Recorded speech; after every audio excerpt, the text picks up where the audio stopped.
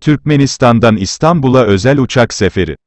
Türk Hava Yolları, THY, tarafından 15 Ocak 2021 tarihinde Cuma günü, saat 17.30'da Türkmenabat İstanbul güzergahında özel bir uçak seferi düzenlenmesi planlanmaktadır.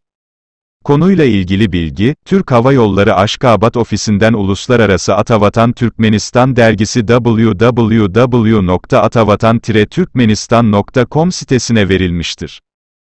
Yapılan açıklamaya göre, özel uçak seferinin 15 Ocak 2021'de saat 17.30'da yapılması planlanıyor.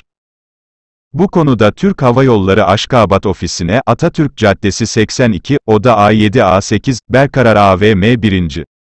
Kat. Tel, 861-01-44-33 detaylı bilgi almak mümkündür.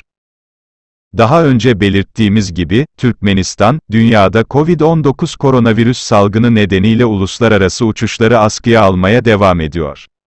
Uluslararası uçuşların askıya alınması ve yeni son tarihler ile ilgili olarak Türkmen Hava Yolları Ajansı'nın Rusya'daki temsilciliğinin https://turkmenistanairlines.ru/ web sitesinde ilgili açıklama yapılmıştır.